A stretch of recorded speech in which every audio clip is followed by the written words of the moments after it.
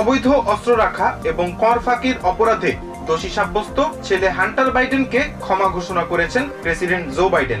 রবিবার বাইডেন বলেন তিনি বিচার ব্যবস্থায় বিশ্বাস করেন, তবে তার মতে অপরাজনীতি এই প্রক্রিয়াকে দূষিত করেছে এবং ন্যায় বিচারকে ভুল পথে পরিচালনা করছে।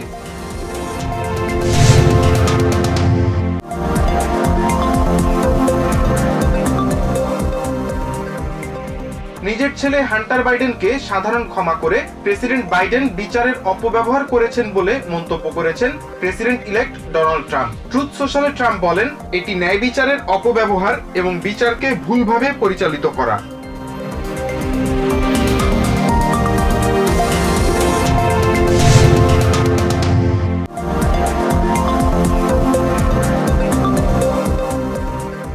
ডেমোক্রেটিক সেনেটর ক্রিস মার্ফি বলেছেন এফবিআই এর ডিরেক্টর পদে ডোনাল্ড ট্রাম্পের মনোনয়ন পাওয়া ক্যাশ প্যাটেল শুধু রিপাবলিকানদেরই রক্ষা করবেন, জানিয়ে তিনি উদ্বিগ্ন। মার্ফি বলেন তিনি এফবিআই প্রধানের পদে এমন কাউকে দেখতে চান যিনি দেশের প্রতিটি নাগরিকের জন্য কাজ করবেন।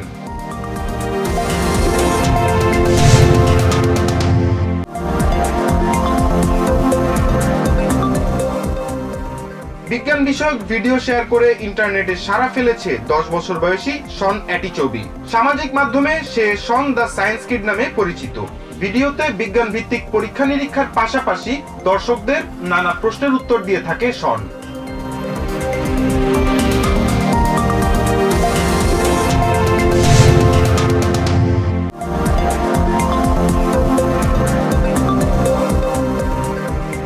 ভোটার তালিকা হালনাগাদের কাজ চূড়ান্ত হওয়ার পর বাদ পড়া ও ভোটার যোগ্যদের তালিকাভুক্ত করতে আগামী বছর বাড়ি বাড়ি গিয়ে তথ্য নেওয়ার সিদ্ধান্ত নিয়েছে নির্বাচন কমিশন। সোমবার ইসির প্রথম সভা শেষে সাংবাদিকদের এ তথ্য জানিয়েছেন নির্বাচন কমিশনার আবুল ফজল মোহাম্মদ সানাউল্লাহ।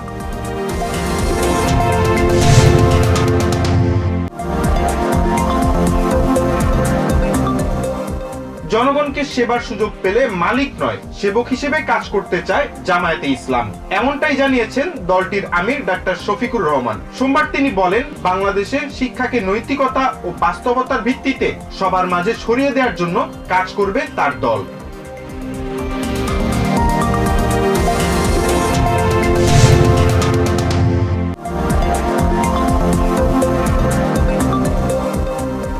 অর্থনীতির শ্বেতপত্রে উঠে আসা সুপারিশ আমলে না নিলে ভেস্তে যেতে পারে অন্তর্বর্তী সরকারের রাজনৈতিক ও অর্থনৈতিক সংস্কারের উদ্যোগ।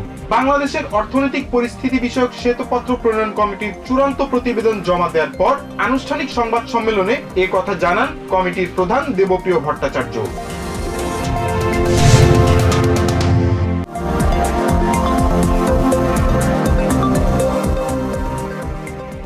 দ্রুততম সময়ের মধ্যেই শেখ হাসিনাকে দেশে ফিরিয়ে নিয়ে বিচার প্রক্রিয়া শুরু করার বিষয়ে আশাবাদী বাংলাদেশের আন্তর্জাতিক অপরাধ ট্রাইব্যুনালের chief prosecutor advocate Tajul Islam.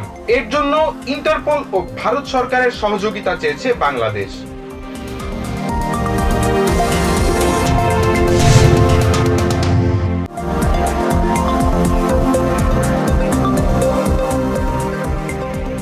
আফ্রিকার দেশ গিনির অন্যতম বড় শহর এনজেরে করে ফুটবল খেলা চলাকালে রেফারির বিতর্কিত সিদ্ধান্তকে কেন্দ্র করে দুই পক্ষের দর্শকদের মধ্যে তুমুল সংঘর্ষ হয়। এতে প্রায় 100 মানুষ নিহত হয়েছেন বলে সোমবার নিশ্চিত করেছে দেশটির সরকার।